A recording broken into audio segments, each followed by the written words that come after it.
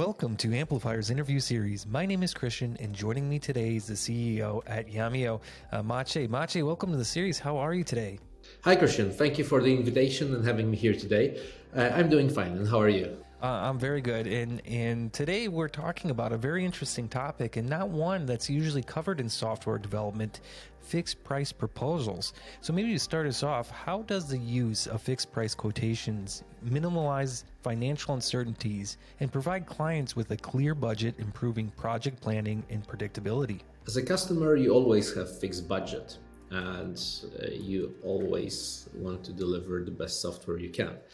I will probably do some enemies here, but normally when you start a project and you ask companies to do a proposal, what they are doing is that they're preparing an offer. They are usually also giving you an estimate, but at the end of the day, the proposal they make is time and material. So you have an hourly fee or a man-day fee or a team day fee, and basing on that, they are saying that they estimate to deliver it in 20, 40 weeks, months, whatever.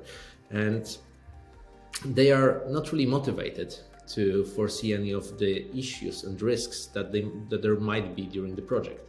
So anytime when there will be a risk that will materialize, it's actually a customer issue, because me as a software company that is providing a skillful people, I'm actually motivated to invoice as much as I can.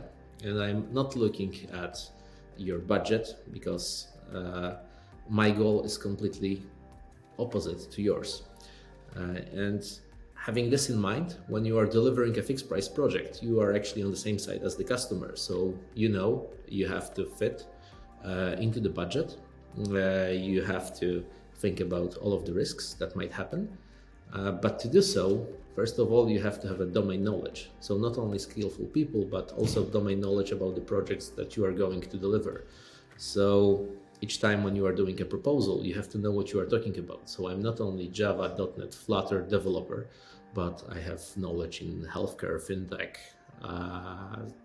all of the other domains that are relevant in your particular case. And if I have done such projects in the past, I actually have this advantage that I know things about regulations, all of the things additionally that you have not verbalized, what you have to meet, and what should be added to your project, and also what kind of quality performance have to be there that you will be satisfied at the end of the day.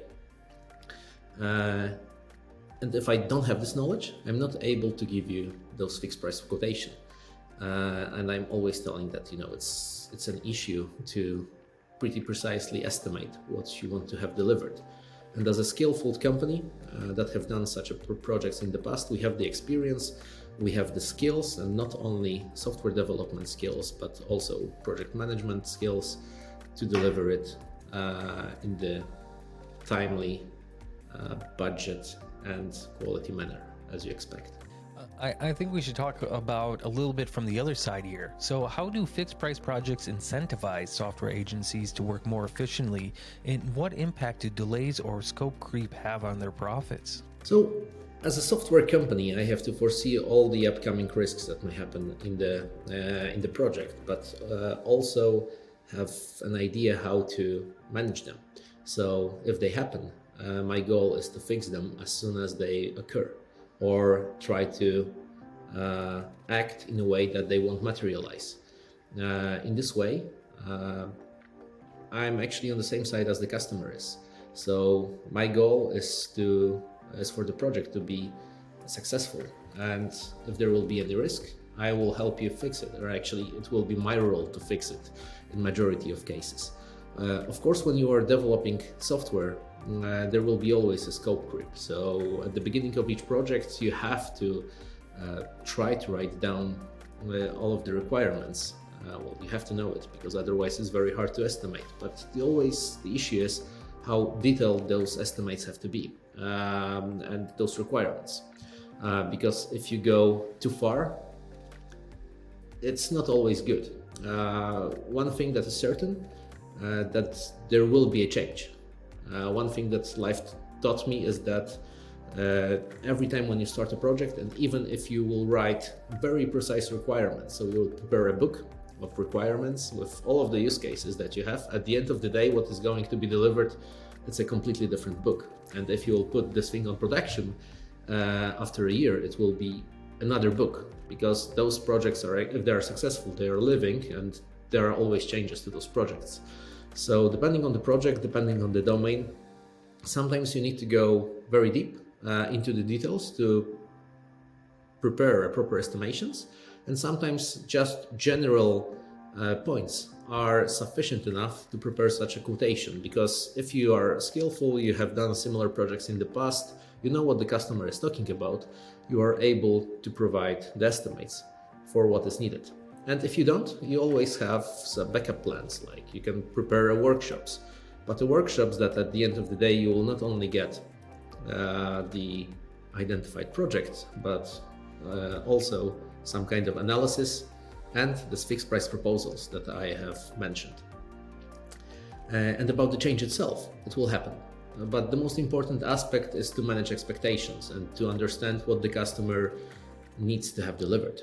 So to understand his business goals, and if there will be a change, it's to manage his expectations. Some people say that it's all about change management in fixed price projects. However, I won't fully agree with this statement. When you have a fixed price project, actually the most important aspect is to look what needs to be delivered, what is the goal, and if there is a change, a big change, because you always have some kind of small buffer that you try to use this buffer if this change occur, or maybe exchange some of the requirements.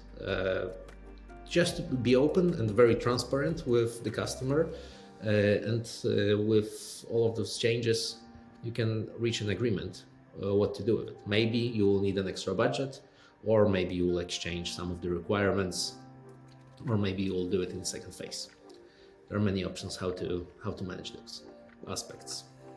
So finally, Maciej, how does a fixed price model facilitate a more holistic approach to software development, including project management, quality assurance, and continuous improvement?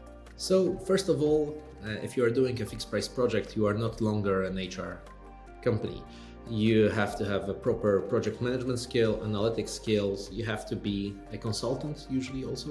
When you start a project, you have to know what needs to be delivered, also to identify gaps, things that the customer have not thought through. This is quite a complex process, because it's not only about software developers and quality assurers and the analytics skills, but it all starts with the consultancy. So if there is an idea, even well-defined idea or even well-defined project, you, with your experience, can help the customer to identify gaps that he has not thought through. And basing on your experience, if you identify them in a very early stage, you can actually save a lot of time and effort in the future. Then it's all about having a good workshops to identify the needs, identify all of the requirements, functional, non-functional requirements, all the things about governance, and other things that you have to meet that are different for each domain of the project. If you have those things identified, you can actually prepare a good fixed price proposal for the end customer, and then you go to a very exciting part. So it's delivery of the project, and it's not only about doing the proper development, quality assurance, security checks, performance checks, but it's all about project management. So apart from those, I would call them as standard actions for a software development company, you have to look at the project from a totally different perspective, where you have to look also at the risks that may happen on the customer side. So you won't be able to reach proper people when you are doing the enrollment. Is everyone trained? Is the proper documentation delivered?